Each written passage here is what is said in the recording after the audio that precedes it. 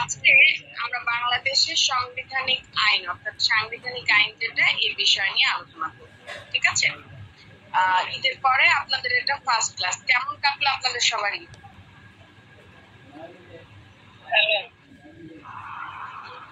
আচ্ছা, আলহামদুলিল্লাহ ভালো কাটছে। ভালো কাটলে ভালো। আচ্ছা, তো আজকে আমরা বাংলাদেশের সাংবিধানিক আইন এই জিনিসটা নিয়ে আলোচনা করব। সবার আগে বলেন, সাংবিধানিক আইন যে আপনারা পড়বেন, সংবিধান জিনিসটা কি এবং এই সংবিধান আমাদের কেন জানতে হবে, এই বিষয়টা আমাকে একটু কেউ বলেন। যে যা বোঝেন বলেন।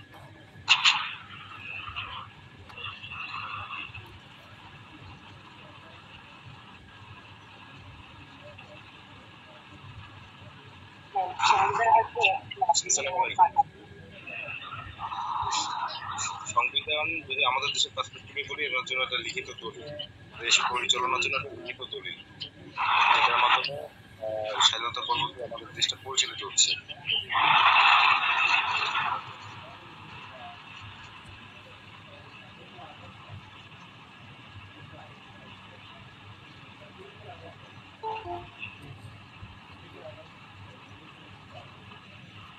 সংবিধান একটি দেশের সর্বোচ্চ আইন। এটি একটি রাষ্ট্রের শাসন ব্যবস্থা। ঠিক আছে, তাহলে সংবিধান হচ্ছে একটা দেশের আপনার মূল যে নীতি, অর্থাৎ একটা দেশের যত ল আছে, আইন আছে, এই সব কিছুই হচ্ছে আপনার সংবিধানকে ঘিরেই তৈরি করা হয়। অর্থাৎ আমাদের দেশে যতগুলো আইন আছে, কোনো আইনই এমন কোনো বিষয় উল্লেখ করে নাই বা এমন কোনো সেকশন বা ধারা বা এমন কোনো আপনার কেস রেফারেন্সের মাধ্যমে জাস্টিসরা রায় প্রদান করে নাই যেটা নাকি সাংবিধানিক আইনের পরিপন্থী, অর্থাৎ সংবিধানে আমাদের যে বিষয়গুলো বলা আছে সেইটার পরিপন্থী। অর্থাৎ আমি যখন একটা আইন বা একটা রুলস আমি রেডি করব, তখন সেক্ষেত্রে আমাকে অবশ্যই বাংলাদেশের যে সংবিধানটা, সেই সংবিধানটা আমাকে ফলো করতে হবে। ঠিক আছে? এটা শুধুমাত্র যে আমরা ল তৈরি করার ক্ষেত্রে, অর্থাৎ যারা আমরা আইনের শিক্ষার্থী, অর্থাৎ আইন অথবা আইনবিদ যারা আছেন, জাস্টিস যারা আছেন, অর্থাৎ আইনের লোক যারা আছেন, তারাই যে শুধুমাত্র এই আইনটাকে ফলো করবেন বা রুলসটাকে ফলো করবেন, বিষয়টা কিন্তু তা না। আমাদের দেশের নাগরিক হিসেবে প্রত্যেকটা নাগরিকের এই সংবিধান সম্পর্কে সঠিক জ্ঞান থাকা উচিত এবং সেই অনুপাতে তাদের নিজস্ব যে অধিকারগুলো আমাদের মানে কি রাষ্ট্র দিয়েছে, সেই অধিকার সম্পর্কে সচেতন হওয়া উচিত এবং তাদের যে দায়িত্বগুলো সংবিধানে উল্লেখ করা হয়েছে একটা দেশের জন্য, সেই দায়িত্বগুলো তার সঠিকভাবে বুঝে নিয়ে পালন করা উচিত। তার মানে আপনারা বুঝতেই পারতেছেন যে সংবিধান একটা দেশের সুন্দর সুষ্ঠু ব্যবস্থার জন্য, সুন্দর সুষ্ঠু রাষ্ট্র পরিচালনার জন্য কতটা ইম্পর্টেন্ট। তো এই জন্যই আমাদের সবার আগে, আমি একজন আইনের শিক্ষার্থী হিসেবে সংবিধান আইনটা অর্থাৎ সাংবিধানিক আইনটা আমাদেরকে অবশ্যই অবশ্যই জানতে হবে এবং মনে রাখবেন, কোনো আইনই সংবিধানের পরিপন্থী করে হয়ে তৈরি করা যাবে না, বা কোনো রায় বা আপনার কোনো আদেশ, ডিক্রি যেটাই হোক না কেন, সাংবিধানিক আইনের পরিপন্থী হয়ে দেয়া যাবে না। বুঝতে পারছি বিষয়টা? হ্যাঁ, আচ্ছা, তাহলে এখন আসেন আমরা, আচ্ছা ঠিক আছে, আমরা তাহলে আসেন এখন মূল আইনে চলে যাচ্ছি এবং কি প্রশ্ন আমাদের জন্য আছে সেটা দেখতেছি। প্রথমত, বাংলাদেশের সংবিধানের প্রস্তাবনার গুরুত্ব ব্যাখ্যা করো। দেখেন, খুব ইম্পর্টেন্ট একটা বিষয়, বাংলাদেশ সংবিধানের প্রস্তাবনার গুরুত্ব ব্যাখ্যা করো। অর্থাৎ বাংলাদেশ সংবিধান আইনের যে প্রস্তাবনাটা আছে, এই প্রস্তাবনাটা কেন তৈরি হয়েছে এবং এটার গুরুত্বটা কতটা ইম্পর্টেন্ট, এই জিনিসটাই আমাদেরকে আলোচনা করতে বলা হচ্ছে। আচ্ছা, দ্বিতীয় প্রশ্ন হচ্ছে সংবিধানের ব্যাখ্যা প্রদানের ক্ষেত্রে প্রস্তাবনার উপযোগিতাটা কি, সেটা আলোচনা করতে হবে। এবং বাংলাদেশ সংবিধানের প্রস্তাবনা কি সংশোধনযোগ্য, অর্থাৎ এটা কি চাইলেই সংশোধন করা যাবে কি যাবে না, এবং প্রখ্যাত এই বিষয়টা শুধুমাত্র এমনি আলোচনা করলে হবে না, বিভিন্ন মামলার আলোকে, অর্থাৎ মামলার যে রায়, জাস্টিসরা যে বিভিন্ন মামলার রায় প্রদান করেছেন সেই রায়ের আলোকে আলোচনা করতে বলেছেন। ঠিক আছে, এরপরে দেখেন প্রশ্নটা কি, সংবিধানের মৌলিক কাঠামো বলতে কি বুঝো, অর্থাৎ একটা সংবিধানের কাঠামোগত ভিত্তিটা, অর্থাৎ মৌলিক যে কাঠামোটা সেইটা সম্পর্কে আপনাদেরকে আলোচনা করতে বলা হয়েছে। এছাড়াও বাংলাদেশ সুপ্রিম কোর্টের যখন আপিল বিভাগের যে রায়টা দেয়া হয় সেই রায়ের ক্ষেত্রে এই সংবিধানের মূল কাঠামো অর্থাৎ মৌলিক কাঠামোটা কতটা ইম্পর্টেন্ট এই জিনিসটা আলোচনা করতে হবে। এরপরে হচ্ছে বাংলাদেশ সংবিধানকে কেন একটা দেশের সর্বোচ্চ আইনের মর্যাদা দেয়া হয়েছে, এবং প্রজাতন্ত্রের সকল ক্ষমতা কি সংবিধান আইনকে মানে কার্যকর করার ক্ষেত্রে বাধ্যকর করে কি করে না, নাকি এটা স্বেচ্ছাধীন ক্ষমতা। আচ্ছা, তো মোটামুটি আমাদেরকে অনেকগুলো প্রশ্ন দেখা যাচ্ছে রিক্যাপ করতে হবে। তো দেখেন আমরা তাহলে যদি শুরু করি, প্রথম যে প্রশ্নটা সেটা হচ্ছে বাংলাদেশ সংবিধানের প্রস্তাবনার গুরুত্ব।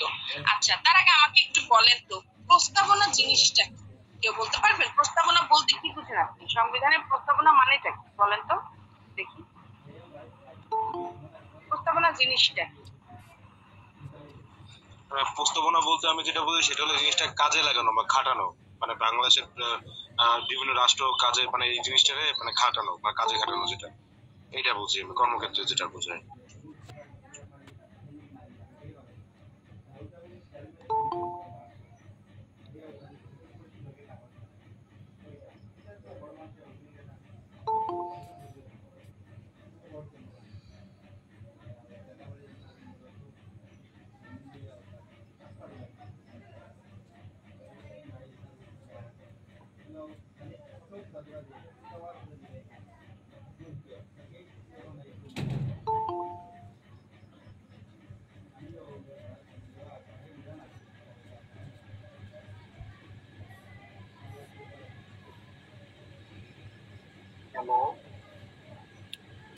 আমরা একটু অপেক্ষা করি, ম্যামের হয়তো নেটওয়ার্কের সমস্যা করতেছে, 1 মিনিট ওয়েট করি আমরা সবাই।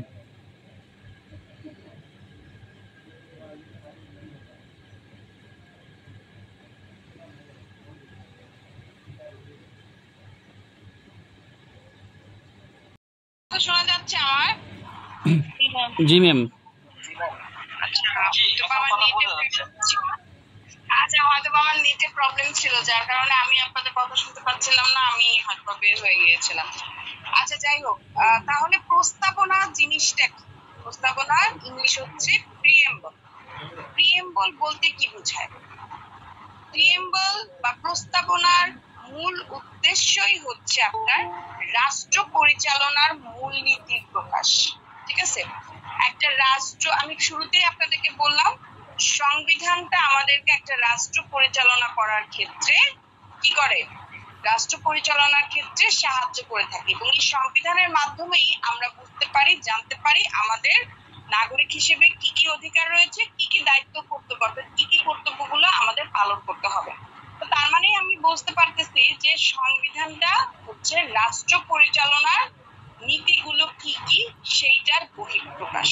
ঠিক আছে, আচ্ছা তাহলে দেখেন এখানে কি বলা আছে, প্রস্তাবনা বা প্রিএম্বল এর মূল অর্থ হচ্ছে সংবিধানের মুখবন্ধ। ঠিক আছে, আচ্ছা এখন সংবিধানের মুখবন্ধ মানে কি, যা একটি রাষ্ট্রের আদর্শ, উদ্দেশ্য এবং পরিচালনার মূল নীতিকে প্রকাশ করে। ওকে, বাংলাদেশের অর্থাৎ একটা রাষ্ট্রের যে আদর্শ, একটা রাষ্ট্রর উদ্দেশ্য কি, ঠিক আছে, তার আদর্শটা কি, এইটার বহিঃপ্রকাশ এই প্রিএম্বল বা প্রস্তাবনার মাধ্যমে করা হয়ে থাকে। বাংলাদেশের সংবিধানের প্রস্তাবনা আমাদের স্বাধীনতার সংগ্রামের ইতিহাস, রাষ্ট্রীয় আদর্শ, জনগণের অভিপ্রায়কে ধারণ করে থাকে। এটি কেবলমাত্র যে একটা ভূমিকা পালন করে বিষয়টা তা না, এটা একটা আদর্শিক ভিত্তি যা কিনা সমগ্র সংবিধানকে প্রভাবিত করে। আচ্ছা, এটা কি বলছে? এটা বলছে বাংলাদেশ এবং জনগণের, অর্থাৎ মানে সোজা কথা, এই সংবিধানে শুধুমাত্র যে আমরা রাষ্ট্রের অধিকার কর্তব্য এগুলোই জানবো বিষয়টা তা না। বাংলাদেশের সূচনা বাংলাদেশের সূচনা কিভাবে হইলো, তারপরে হচ্ছে আপনার জনগণের অভিপ্রায়টা কি কি অভিপ্রায় ধারণ করবে, এই সবকিছুই আপনার এই সংবিধানের মাধ্যমে তুলে ধরা হয়েছে, অর্থাৎ প্রিএম্বলের মাধ্যমে তুলে ধরা হয়। এখন এই সংবিধান প্রস্তাবনার গুরুত্বটা কি দেখেন, প্রথমেই বললাম এটা কি বললাম, আপনার রাষ্ট্র পরিচালনার মূল নীতির বহিঃপ্রকাশ। তাহলে রাষ্ট্রের মূল আদর্শটা নির্ধারণ করব আমরা কিভাবে?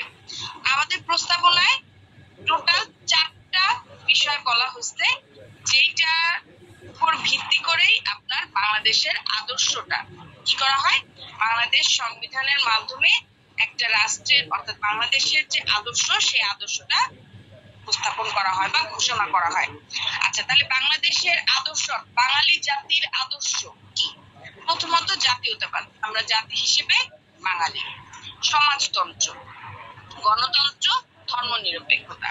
ঠিক আছে, এগুলো আমার মনে হয় আমি আপনাদেরকে গত ক্লাসে অল্প অল্প করে বুঝাইছি। সমাজতন্ত্র কি, গণতন্ত্র কি, ধর্মনিরপেক্ষতা কি, অর্থাৎ জাতি ধর্ম নির্বিশেষে আমাদের দেশে যতগুলো ধর্ম আছে সকল ধর্মের মানুষজন, কারোর মধ্যে কোনো ভেদাভেদ থাকবে না, ধর্ম নিয়ে কোনো যুদ্ধ মারামারি কিছু থাকবে না, সবাই সবার ভাই ভাই, সবাই সমান মতো থাকবে। অর্থাৎ হিন্দু ধর্মের যারা আছেন তারা মন্দির, তারা তাদের প্রয়োজন মতো তারা তাদের মন্দির বা উপাসনালয়ে তারা যেতে পারবে এবং প্রয়োজন উপস্থাপন করতে পারবে। তাদের এটার জন্য কি কি মানে কত টাকা দরকার বা ফান্ডের যদি দরকার হয় সেটার সাহায্য এই রাষ্ট্র করে থাকবে।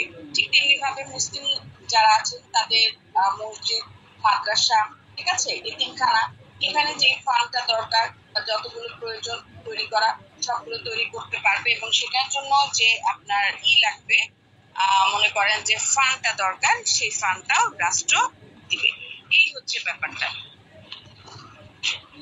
আচ্ছা, গেল হচ্ছে এরপরে কি বলছে, তাহলে দেখেন এই আদর্শগুলো রাষ্ট্র পরিচালনার মূলনীতি হিসেবে কাজ করবে। তাহলে দেখেন হালকা করে আমরা একটু এটার বিষয়গুলো আলোচনা করি। স্বাধীনতার চেতনা এবং ঐতিহাসিক প্রেক্ষাপটকে তুলে ধরা, প্রস্তাবনায় 1933।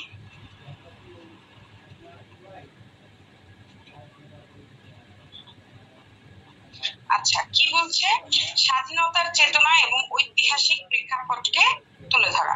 প্রস্তাবনায় কি বলছে, 1971 সালে মহান মুক্তিযুদ্ধের মাধ্যমে অর্জিত স্বাধীনতা এবং সার্বভৌমত্বের ঘোষণা করা হয়েছে।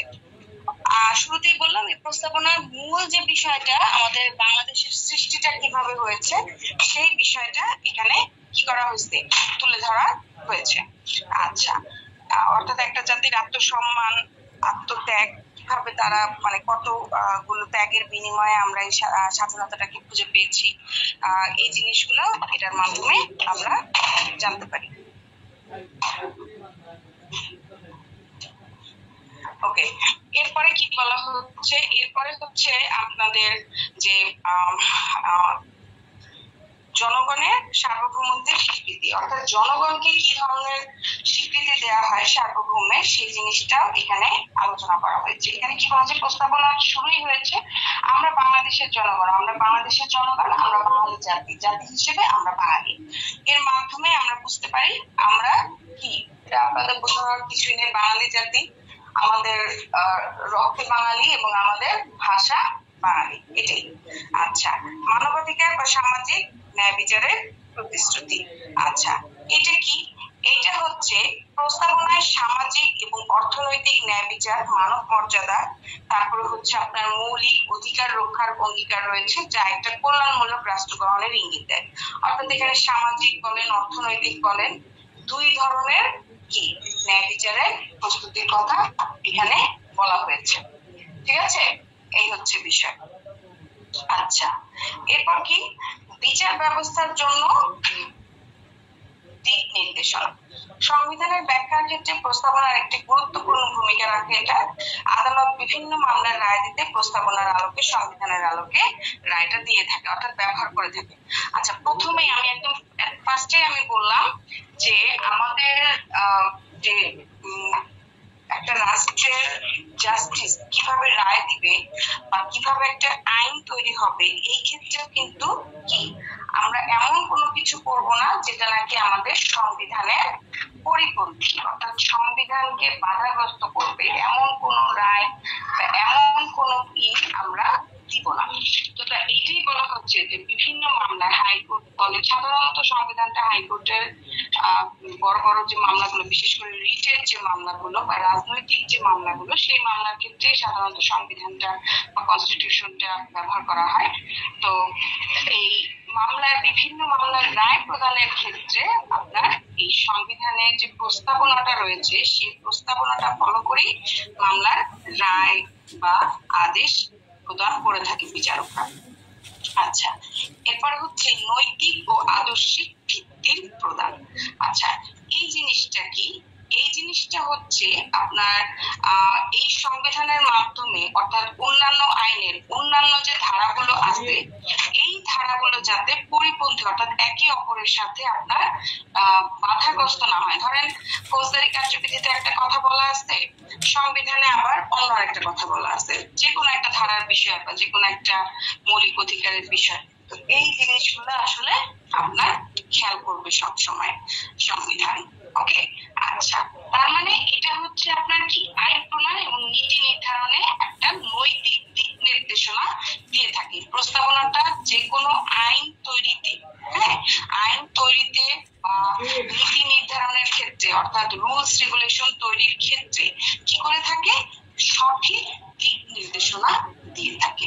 এটার কথাই বলবো। তার মানে সর্বশেষ আমরা কি বলতে পারলাম, এই বাংলাদেশের সংবিধানটা হচ্ছে মূলত একটা কি দলিল। কি বললাম? মূলত একটা দলিল, যেটা নাকি একটা রাষ্ট্রের দর্শন, জনগণের আশা আকাঙ্ক্ষা, তারপরে ভবিষ্যতে তার পথ চলাটা কেমন হবে, এই সব কিছু নির্দেশনা প্রদান করে থাকে। এবং একজন আইনের শিক্ষার্থী হিসেবে আমাদের এই সংবিধানের প্রস্তাবনাটা জানা খুবই জরুরি। শুধুমাত্র আইনের শিক্ষার্থী না, একজন বাংলাদেশের একজন নাগরিক হিসেবে আমাদের এটা জানাটা খুবই জরুরি। এক নম্বর প্রশ্ন নিয়ে কোনো সমস্যা আছে? হ্যাঁ, সমস্যা থাকলে বলতে পারেন। সমস্যা আছে কারো কোনো? না নাই। ঠিক আছে, যদি না থাকে তাহলে নেক্সট কোশ্চেন চলে যাচ্ছে। ওকে, নেক্সট কোশ্চেনটা কি বলছে, সংবিধানের ব্যাখ্যা প্রদানের ক্ষেত্রে এই প্রস্তাবনার উপযোগিতাটা। আচ্ছা, উপযোগিতা বলতে কি বোঝায়, মানে এটা কতটুকু আমাদের প্রয়োজনীয়, ঠিক আছে, এই জিনিসটার কথাই এখানে বোঝানো হচ্ছে।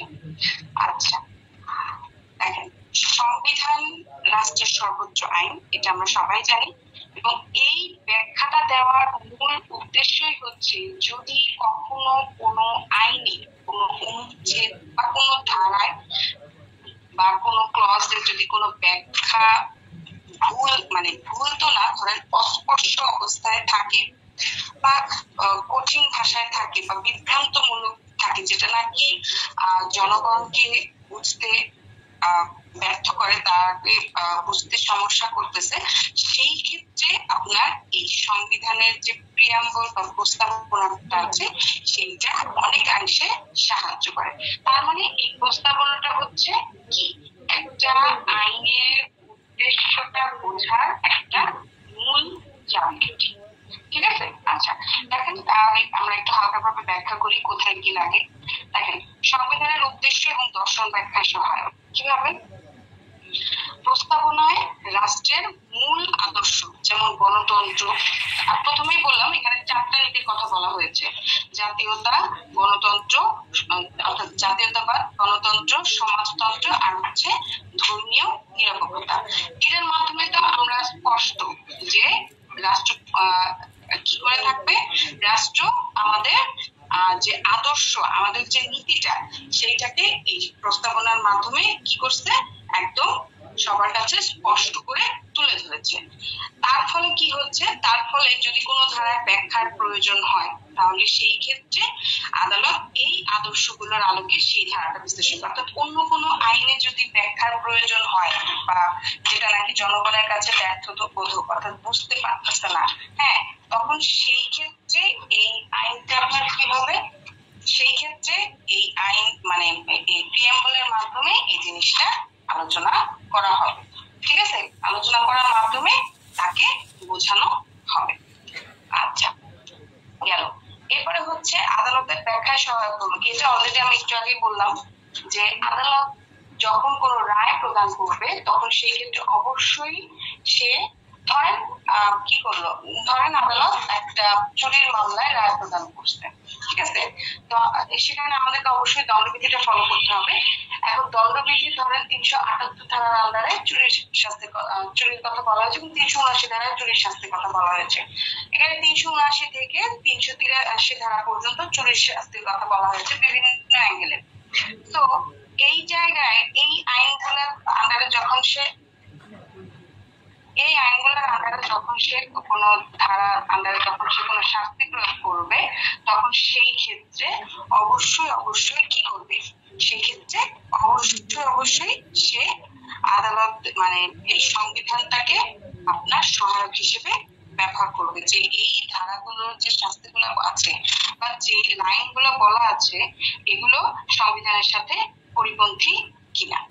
আর যদি কোনো বিষয়বস্তু থাকে যেটা নাকি বোঝা যাচ্ছে না বা স্পষ্ট না, তখন সেই ক্ষেত্রে এই সংবিধানের যে প্রস্তাবনাটা আছে এর মাধ্যমে সে জিনিসটা সুন্দর মতো ব্যাখ্যা করবে। তার মানে এইভাবে আমরা বলতে পারি যে এটা আদালতকে তার রায় প্রদান করতে বা তাকে মানে বোঝানোর জন্য, অর্থাৎ আসামি বা ভিকটিমকে আপনার ন্যায় বিচার দেওয়ার ক্ষেত্রে, ব্যাখ্যা দেওয়ার ক্ষেত্রে এটা যথেষ্ট ভূমিকা পালন করে থাকে। আচ্ছা, এরপরে হচ্ছে আপনার কি সংবিধানের বিভিন্ন ধারার মর্ম। আচ্ছা, এইটা কি বলা হচ্ছে, আমরা প্রথমে বললাম যে সংবিধান হচ্ছে একটা আইনের বা একটা রাষ্ট্রের আপনার কি বলবো, এটাকে মাদার ল বলা যায়। ওকে, আপনার স্পিরিট বা আত্মাও এটাকে বলা যায়। আচ্ছা, তাইলে যেহেতু এটা একটা মাদার ল হিসেবে আমরা ধরবো, তাই এই ধারাগুলো ব্যাখ্যায় শুধুমাত্র যে আপনার জাস্টিসের কথা থাকবে বিষয়টা তা না, এখানে মূল্যবোধ এবং নৈতিক অধিকার বা দায়িত্ব কর্তব্যের কথাও কিন্তু এখানে উল্লেখ করা হবে। তার মানে শুধুমাত্র এটা আপনার আইন মানে আইনটা যে শুধুমাত্র আপনার একটা কাঠামো হিসেবে তৈরি হয়ে থাকে বিষয়টা তা না, এটা আপনার আদর্শিক দলিলও পরিণত হয়ে থাকে। আচ্ছা, এরপরে হচ্ছে আপনার কি ব্যর্থতা নিরসনে কিরকম ভূমিকা পালন করে থাকে। অর্থাৎ একটু আগেই বললাম যে সংবিধান যখন আপনার বিভ্রান্তকর কোনো অনুচ্ছেদ থাকবে যেটা নাকি বোঝা যাচ্ছে না, তখন সেই ক্ষেত্রে এই প্রস্তাবনার আলোকে সঠিকভাবে এর অর্থটা উপস্থাপন করা হবে। এই হচ্ছে ব্যাপার। আর আইন প্রণয়ন এবং নীতি নির্ধারণের দিক নির্দেশনাটা কিরকম বলা হচ্ছে, এটা হচ্ছে আপনার আইনের যে নীতি নির্ধারণ যারা থাকবেন তারাও আপনার এই প্রস্তাবনার মাধ্যমে বা এই সংবিধানের মাধ্যমে তারা তাদের রুলসটা ফলো করবে এবং ফলো করে আইন গঠন করবে। এই হচ্ছে ব্যাপার। তার মানে আমরা বুঝতেই পারতেছি যে একটা সংবিধানের ব্যাখ্যার ক্ষেত্রে প্রস্তাবনাটা কতটা গুরুত্বপূর্ণ ভূমিকা পালন করে। এটা যেমন নৈতিক এবং আদর্শিক ভূমিকা পালন করে, ঠিক তার পাশাপাশি আইনের কাঠামো থেকে হিসেবে এটা বিশেষ ভূমিকা পালন করে থাকে। বুঝতে পারছেন বিষয়টা? সমস্যা আছে প্রশ্ন নিয়ে? আচ্ছা, আশা করি প্রশ্ন নাই। আচ্ছা, এরপর প্রশ্ন হচ্ছে এটা কি সংশোধন করা যাবে না? অবশ্যই এটা সংশোধন করা যাবে, তবে আপনার কাছে মনে হইল যে এটা সংশোধন করা যাবে এবং আপনি এটা সংশোধন করে দিলেন, বিষয়টা আসলে তা না।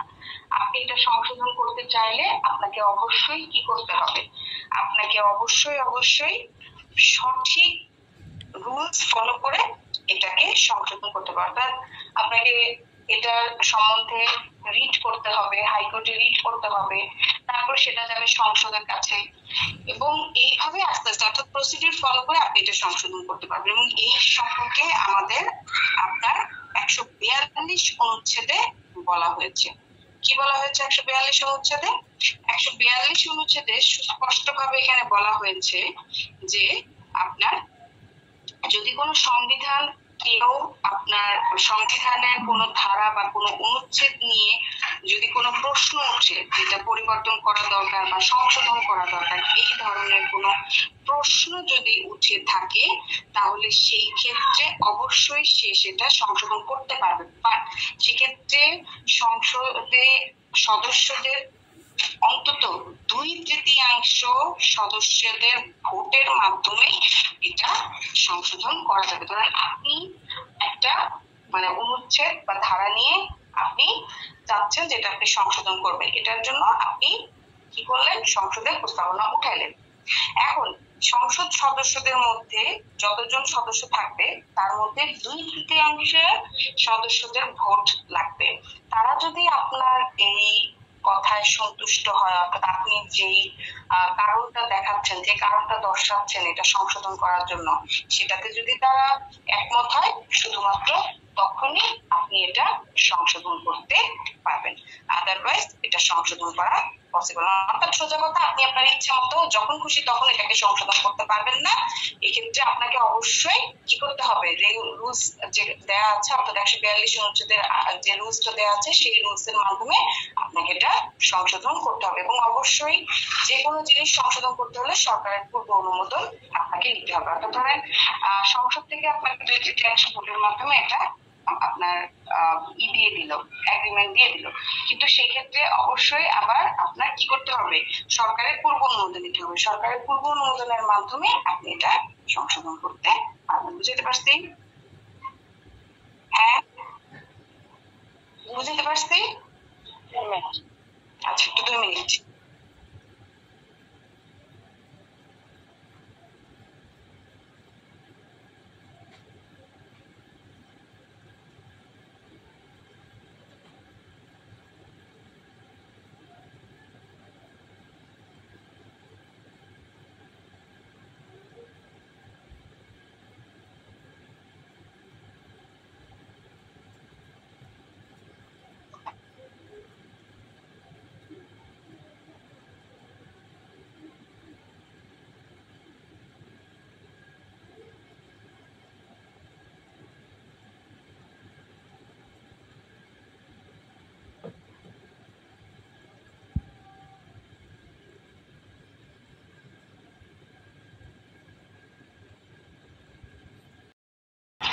কথা শোনা যাচ্ছে? জি ম্যাম। আমার নেটে খুব প্রবলেম হচ্ছে, এখানে বৃষ্টি হচ্ছে তো নেটে প্রবলেম হচ্ছে অনেক, এই কারণে। আচ্ছা, তাহলে কি করলাম? আচ্ছা, তাহলে এখন গ নাম্বার প্রশ্নটা একটু দেখি। এখানে কি বলছে দেখেন, বাংলাদেশ সংবিধান। আচ্ছা, তো বললাম। ওকে, আচ্ছা, কিছু কেস রেফারেন্সের আলোকে বিষয়টা আলোচনা করতে বলা হয়েছে। তাহলে দেখেন কি বলা হয়েছে। প্রথমে বললাম যে 142 অনুচ্ছেদ অনুযায়ী আপনাকে কি করতে হবে, প্রস্তাবনাটা মাধ্যমে সংশোধন করতে হবে। হ্যাঁ, 142 অনুচ্ছেদের মাধ্যমে সংসদে কি করা হবে, আপনার 2/3 সদস্যের ভোটের মাধ্যমে এটা শুধুমাত্র সংশোধন করা যাবে, আদারওয়াইজ এটা সংশোধন করা যাবে না। যেমন এই সংশোধন যে শুধুমাত্র আপনি করতে চাচ্ছেন বিষয়টা তা না, এ পর্যন্ত আমাদের বাংলাদেশ সংবিধানে অনেকবার সংশোধন করা হয়েছে।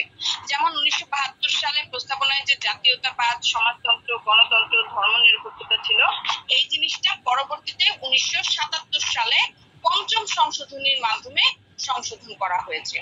আবার পরবর্তীতে এই একই জিনিস 2011 সালের সংশোধনের মাধ্যমে উপস্থাপন করা হয়েছে। তার মানে দেখেন, আমাদের যে সংশোধন শুধুমাত্র যে আপনার এই রিসেন্টলি করতে চাচ্ছি বা করব এরকম হয়েছে তা না, মোটামুটি অনেকবারই কিন্তু বাংলাদেশ সংবিধানটা সংশোধন করা হয়েছে। টোটাল বাংলাদেশ সংবিধানটা আমার যতটুকু এখন মনে আছে আপনার 14টা সংশোধনী হয়েছিল, যতটুকু আমার এখন মনে আছে। এই মুহূর্তে আমার প্রপার এটা মনে নাই, আমার কাউন্টিংটা আমার মনে নাই, তবে যতটুকু মনে হচ্ছে 14 বার সংশোধন করা হয়েছে। 14টা, টোটাল 14টা সংশোধনী হয়েছে। তার মধ্যে বাংলাদেশের যে প্রস্তাবনা, সংবিধানের যে প্রস্তাবনাটা লাইক প্রিএম্বল যেটা, সেইটার সংশোধনটা করা হয়েছে। দেখেন 1972 সালে আমরা জানি সর্বপ্রথম 1972 সালে 1971 সালের মুক্তিযুদ্ধের পরই কিন্তু বাংলাদেশ সংবিধানের সৃষ্টি হয়, ঠিক আছে। অর্থাৎ 1972 সালে সর্বপ্রথম বাংলাদেশ সংবিধানটার সূচনা হয়। তো ওই সময়ে যে জাতীয়তা, ধর্মনিরপেক্ষতা, সমাজতন্ত্র, গণতন্ত্র এটা নিয়ে আসা হয়েছিল, এটা পরবর্তীতে পঞ্চম সংশোধনীর মাধ্যমে চেঞ্জ করা হয়েছিল। এখন কথা হচ্ছে পঞ্চম সংশোধনীটা কখন হয়েছিল?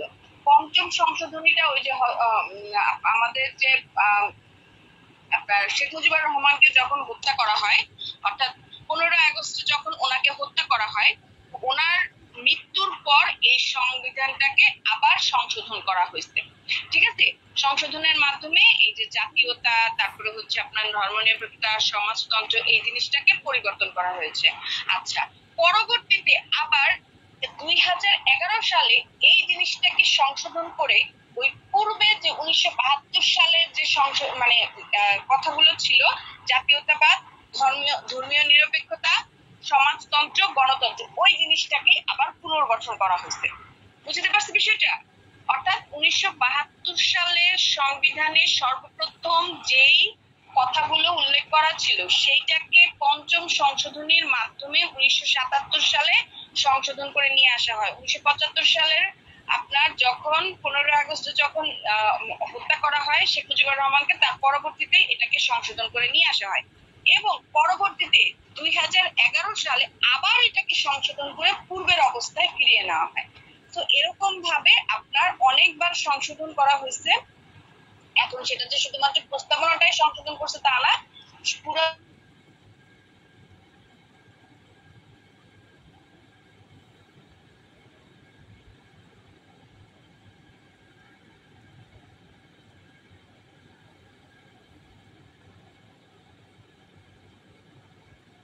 ঠিক আছে।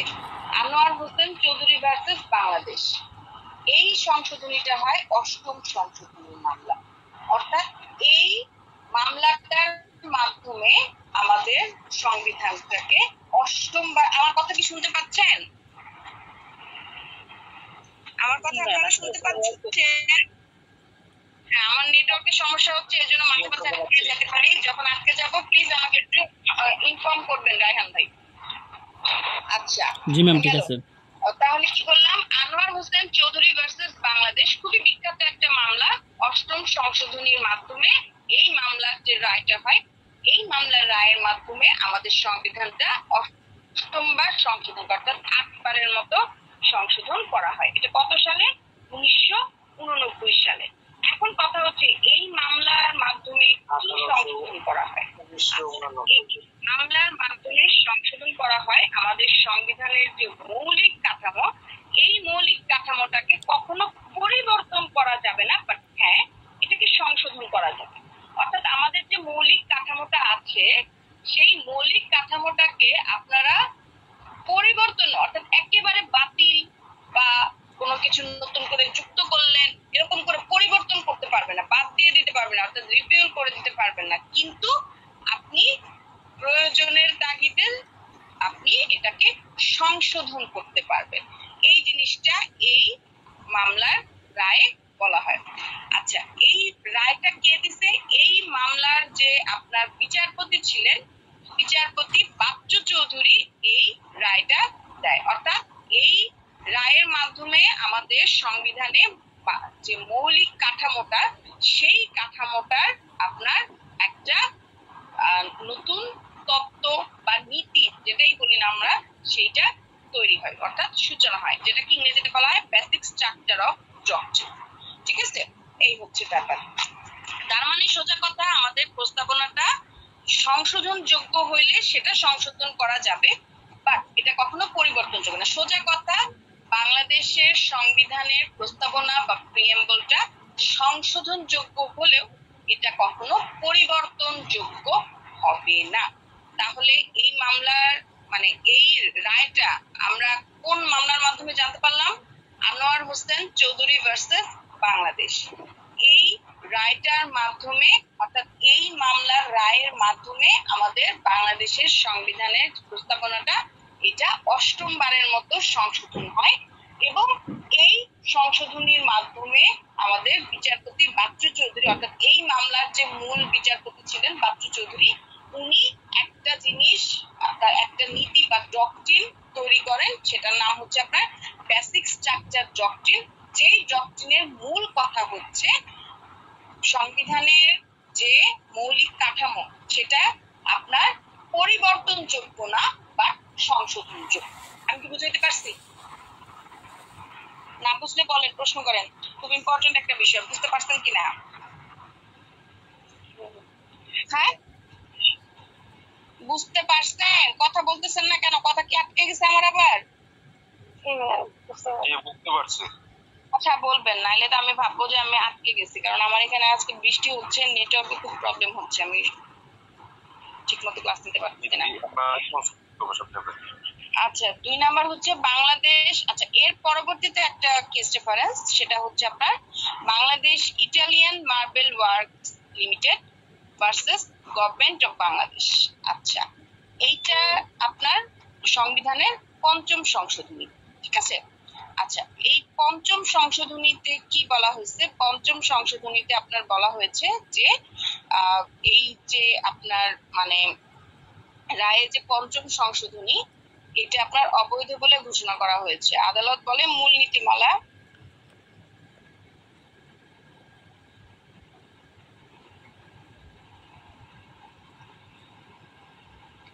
আচ্ছা এই কেস রেফারেন্সটা আমি একটু পরে দেখাচ্ছি আপনাদেরকে। আচ্ছা এটা দেখেন 2017 সালের যে রায়টা, এটা দেখেন। এই মামলার আদালত উল্লেখ করেন যে সংবিধান হলো একটি জীবন্ত দলিল। কি বলা হয়েছে? সংবিধান হচ্ছে একটা জীবন্ত দলিল। এটা কি মামলা? এটা ছিল সিদ্দিক আহমেদ ভার্সেস বাংলাদেশ, 2017 সালে এই মামলাটা ছিল। আচ্ছা এই মামলার যে মূল কথাটা ছিল সেটা হচ্ছে আপনার কি, সংবিধান হলো একটা জীবন্ত দলিল। কি বললাম? সংবিধান হলো একটা জীবন্ত দলিল, তবে সংসদের ক্ষমতা, সেই ক্ষমতাটা হচ্ছে সীমাবদ্ধ, কারণ এটা জনগণের চেতনা এবং আশা আকাঙ্ক্ষার উপর নির্ভর করে, অর্থাৎ জনগণই এটাকে সৃষ্টি করেছে, জনগণই এটাকে তৈরি করেছে। সো যদিও এটা জীবন্ত দলিল একটা রাষ্ট্রের, তবুও এটা নির্ভর করবে জনগণের চিন্তা চেতনা এবং আশা আকাঙ্ক্ষার উপর। এটাই হচ্ছে এই মামলার মূল কথা। তার মানে আমরা কি বুঝলাম এই টোটাল বিষয়টা বিভিন্ন কেস রেফারেন্সের আলোকে আলোচনা করে, যে আমাদের যে সংবিধানটা, অর্থাৎ সংবিধানের যে প্রিএম্বল বা প্রস্তাবনা যেটাই বলি না কেন, এটা সংশোধন করা যাবে, কিন্তু এটা পরিবর্তন কখনোই করা যাবে না। এবং সংশোধন করতে হলে আমাদেরকে কি করতে হবে? এই আইনের 142 অনুচ্ছেদের যে রুলসটা বলা আছে, অর্থাৎ যে নিয়ম বা নীতিটা বলা আছে, সেই নীতিটা ফলো করে আমাদেরকে এই প্রস্তাবনা বা প্রিএম্বলটা সংশোধন করতে হবে। বুঝতে পারছি? হ্যাঁ ঘ নাম্বারটা দেখেন কি বলছে।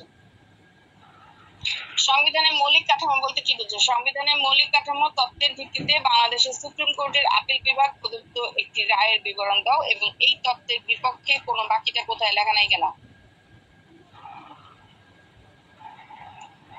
আচ্ছা এখান থেকে বলতেছি সংবিধানের মৌলিক কাঠামো জিনিসটা কি। রায়হান ভাইয়ের নোটটা একটু ফলো আপ করবেন, কিন্তু অনেক কিছু মিসিং আছে। সংবিধানের মৌলিক কাঠামো বলতে কি বোঝাচ্ছে? সংবিধানের মৌলিক কাঠামো বলতে সংবিধানের সেই মৌলিক বৈশিষ্ট্যগুলোকে বোঝায় যেগুলোর ভিত্তির উপর সমগ্র সংবিধান নির্মিত। অর্থাৎ সংবিধানের মৌলিক কাঠামো মানে হচ্ছে সংবিধানের সেই মৌলিক চাহিদা বলেন বা মৌলিক বৈশিষ্ট্য বলেন, যেইটার উপর ভিত্তি করেই আমাদের সংবিধানের তৈরি করা হয়েছে। অর্থাৎ আমাদের সংবিধানের যদি প্রস্তাবনাটাই না থাকে, অর্থাৎ আমাদের সংবিধানের মূল, শুধুমাত্র আমাদের সংবিধান বলে বলতেছি না, একটা রাষ্ট্রের সংবিধানের মূল কথাই হচ্ছে কি, আপনার কি মূল কথাই হচ্ছে মৌলিক কাঠামো বা প্রিএম্বল বা প্রস্তাবনা, ঠিক আছে? এবং কারণ এইটার উপর ভিত্তি করে আমাদের সংবিধানটা তৈরি হয়। শুধু আমাদের না, যে কোনো রাষ্ট্রেরই সংবিধান তৈরি হয়। যেমন গণতন্ত্র, জাতীয়তাবাদ, সমাজতন্ত্র, ধর্মনিরপেক্ষতা, আইনের শাসন, বিচার বিভাগীয় স্বাধীনতা, মানবাধিকার, সার্বভৌমত্ব, জনগণের ক্ষমতা, এই সব কিছুই হচ্ছে আপনার কি সংবিধানের মৌলিক কাঠামো। এবং এই জিনিসগুলোর উপর ভিত্তি করে আমাদের সংবিধানটা সূচনা বা সংবিধানটা তৈরি করা হয়েছে। এবং কালক্রমে যতগুলো আপনার আইন তৈরি হচ্ছে, প্রতিটা আইন সংবিধানের এই যে রুলস গুলো আছে, অর্থাৎ এই যে বিষয়গুলো আছে, এইগুলোকে ফলো করেই তৈরি করা হয়, যাতে কোনো কিছুই সংবিধানের সাথে বাধাগ্রস্ত বা পরিপন্থী না। অর্থাৎ সংবিধানে এক কথা বলা আছে, অন্য আইনে অন্য কথা বলা আছে, এই ধরনের কোনো কিছু থাকবে না। তার মানে আমরা বলতে পারি সংবিধানের মৌলিক কাঠামো হচ্ছে আপনার একটা সংবিধানের প্রাণ বা আত্মা, যেটাই বলেন না কেন, অর্থাৎ মাদার যেটাকে বলা হয় সেটাই। তাই সংবিধানের এই কারণে, শুধুমাত্র এই কারণেই বলা হচ্ছে বারবারই যে সংবিধানের মৌলিক কাঠামো বা মৌলিক বৈশিষ্ট্য বা প্রিএম্বল যেটাই বলেন না কেন, এই জিনিসটাকে পরিবর্তন করা যাবে না কখনো। তবে হ্যাঁ, এটাকে প্রয়োজন হইলে অবশ্যই সংশোধন করা যাবে। বুঝতে পারছি? হ্যাঁ, আচ্ছা। সেম মামলাটা হচ্ছে আপনার, একটু আগে আমি আলোচনা করছি Anwar Hossain Chowdhury versus government of Bangladesh, আমি একটু আগে আলোচনা করছি সেম জিনিসটাই, তো এই জন্য আমি নতুন করে আলোচনা করলাম না এই বিষয়টা। ঠিক আছে? আচ্ছা, এরপরে দেখেন রায়ের বিষয়টা কি বলা হয়েছে। বাংলাদেশ সংবিধান আপনার সুপ্রিম কোর্টের আপিল বিভাগ যদি কোনো রায় দিয়ে থাকে, তাহলে সেই ক্ষেত্রে অবশ্যই বাংলাদেশ সংবিধানের যে মৌলিক কাঠামো, সেই মৌলিক কাঠামোটাকে ফলো করবে। আচ্ছা, ওকে, এই তত্ত্বের বিপক্ষে মতামত। আচ্ছা, এখন ওই যে আমি যে একটু আগে আপনাদেরকে বেসিক স্ট্রাকচার অফ ডক্ট্রিন এই কথাটা বললাম, অর্থাৎ এই নীতিটা বা তত্ত্বটার কথা বললাম, এই তত্ত্বটার উপর কোন কোন বিচারক অর্থাৎ বিচারপতি আপনার এটাকে আপনার কি বলবো, এটাকে সম্মতি দিয়েছে, আবার কোন কোন বিচারপতি এটার বিপক্ষে রায় দিচ্ছে, অর্থাৎ এটার বিরুদ্ধে মতামত পোষণ করছেন। অর্থাৎ কেউ এটাকে গ্রহণ করছেন, কেউ এটাকে গ্রহণ করেন নাই। এখন আসেন তাহলে আমরা দেখি বিপক্ষে কে কে মতামত দিচ্ছে এবং কি কারণে মতামত দিচ্ছে। দেখেন কি বলা হয়েছে। সংবিধানে প্রণেতাদের উদ্দেশ্যে উপেক্ষা করে সমালোচকদের মতে সংবিধান সংশোধনের ক্ষমতা জনগণের প্রতিনিধিদের হাতে।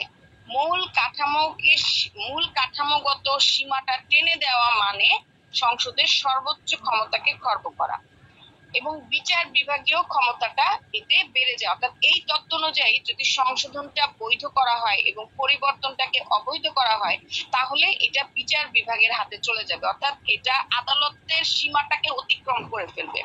ঠিক আছে? অর্থাৎ আদালতের যে সীমাটা আছে সেই সীমাটা লঙ্ঘন করে বিচারকরা বিভিন্ন রায় প্রদান করবে, তখন আর এটা জনগণের হাতে থাকতেছে না।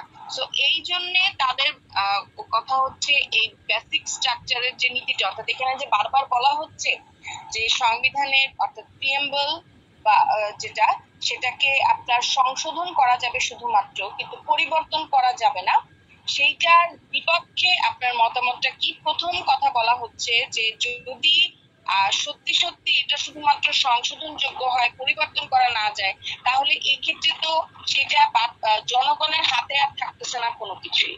অর্থাৎ জনগণ চাচ্ছে এটা পরিবর্তন করতে, কিন্তু জনগণের মানে হাত বন্ধ হয়ে যাচ্ছে এখানে, এখানে আর জনগণ সেটা পরিবর্তন করতে পারতেছে না, শুধু সংশোধন করতে পারতেছে। এবং একই সাথে কি হচ্ছে, এটা আদালতের মানে যে ক্ষমতাটা, সেই ক্ষমতাটাকে আরো বাড়ায় দিচ্ছে। সেক্ষেত্রে জনগণের যে সুবিধাটা তারা সেটা দেখতেছে না, জনগণের যে অসুবিধাটা তারা সেটা দেখতেছে না। ঠিক আছে? তারা ওই আইনের দোহাই দিয়ে, অর্থাৎ সংবিধানে প্রিএম্বলের সেই দোহাই দিয়েই তারা তাদের রায়টা ফলো করতেছে, অর্থাৎ রায়টাকে এস্টাবলিশ করতেছে, এবং এতে অনেকাংশে দেখা যেতে পারে যে জনগণ কিন্তু আপনার কি হতে পারে, জনগণ আপনার ক্ষতিগ্রস্ত হতে পারে। এই হচ্ছে তাদের মতামত ছিল। এবং আরো একটা খুব ইম্পর্টেন্ট কথা তারা দাঁড় করাইছে, অর্থাৎ যুক্তি দাঁড় করাইছে, সেটা হচ্ছে আপনার এটা যেহেতু আমরা বারবারই পড়তেছি যে জনগণই সবকিছু, একটা রাষ্ট্রের সরকার গঠনের ক্ষেত্রে জনগণ লাগে, সংসদের ক্ষেত্রে জনগণ লাগে, সবকিছুই জনগণের হাতে, তাহলে এটা শুধুমাত্র আমাদের পুঁথিগত কথা বিদ্যায় রয়ে গেল, অর্থাৎ মুখের কথাই রয়ে গেল যেটা জনগণের হাতেই আছে। কিন্তু বাস্তবিক অর্থে যদি প্রিএম্বল বা সংশোধন অর্থাৎ প্রিএম্বলটা পরিবর্তন করা না যায়, শুধুমাত্র সংশোধনের মধ্যেই সীমাবদ্ধ থাকে, তাহলে সেই ক্ষেত্রে এটা তো আর গণতান্ত্রিক সমাজ ব্যবস্থা রইল না, তাহলে এটা আপনার ওই শাসনতান্ত্রিক বিচার ব্যবস্থায় চলে গেল। এই জিনিসটা তারা দাঁড় করাইছে। তো বিভিন্ন মতবাদের মাধ্যমে এই আনোয়ার হোসেন চৌধুরীর মামলার যে আপনার কেসটা ছিল, এই কেসের মাধ্যমে যে বেসিক স্ট্রাকচার ডক্ট্রিনের যে নীতিটা তৈরি করা হয়েছে, এই নীতিটা আপনার বিভিন্ন আপনার কি বলবো এটাকে যুক্তি দাঁড় করাইছে। তবে সর্বশেষ যদিও এখানে বিভিন্ন আপনার বিপক্ষ কথাবার্তা আছে, বিপক্ষের মতামত আছে, বিভিন্ন ধরনের যুক্তি দাঁড় করিয়ে তারা কথা উল্লেখ করেছে, মানে এটার মতবিরোধ করছে, কিন্তু তবুও শেষ পর্যন্ত অর্থাৎ আজ পর্যন্ত আমাদের এই নীতিটাই ফলো করা হয় যে সংবিধানের প্রিয়াম্বল বা প্রস্তাবনাটা এই জিনিসটা আপনার সংশোধনযোগ্য বা পরিবর্তন যোগ্য না। তার কারণ হচ্ছে আমরা যদি পরিবর্তন করে ফেলি তাহলে সেই ক্ষেত্রে আমাদের পুরো সংবিধানটাই নতুন করে তৈরি করতে হবে, অর্থাৎ সেটা আপনার পুরোটাই চেঞ্জ হয়ে যাবে। তার কারণ হচ্ছে বারবার শুরু থেকে বলে আসতেছে যে সংবিধানটা কিন্তু আপনার এই নীতিটার উপর ভিত্তি করে, অর্থাৎ আমাদের যে মৌলিক কাঠামো এটার উপর ভিত্তি করেই গঠন করা হয়েছে। এই হচ্ছে ব্যাপার। তার মানে যদিও বিভিন্ন তত্ত্বের সমালোচনা রয়েছে, বিভিন্ন আইন প্রণেতা, বিভিন্ন জাস্টিসের সমালোচনা আছে, কিন্তু তারপরও আনোয়ার হোসেন চৌধুরীর মামলার মাধ্যমে যে আপনার রায়টা ফাইনাল করা হয়েছে, অর্থাৎ আমাদের বিচারপতি বাচ্চু চৌধুরী যে রায়টা দিয়ে গেছে, সেই রায়টাকেই আপনার এখন পর্যন্ত সংবিধান মেনে চলতেছে, অর্থাৎ সংবিধানের একটা অবিচ্ছেদ্য অংশ হিসেবে এই রায়টা এখনো প্রতিষ্ঠিত হয়ে আছে। বুঝতে পারছি ঘ নাম্বারটা?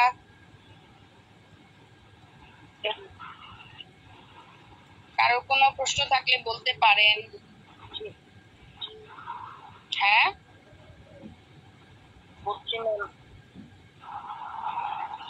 সবাই বুঝতে পারছেন? সবাই বুঝতে পেরেছেন? কারো কোনো প্রশ্ন আছে? হ্যাঁ, আচ্ছা, তাহলে কারো যদি কোনো প্রশ্ন না থাকে তাহলে ক্লাসটি এখানে লিভ দিচ্ছি। এমনিতেও আপনাদের টাইম নেই, আর মনে হয় 6 মিনিট আছে, তো আজকে এখানে লিভ দিচ্ছি। পরবর্তী যে প্রশ্নটা ইনশাল্লাহ আগামীকালকে সুন্দর করে বুঝিয়ে দেওয়া হবে। ঠিক আছে?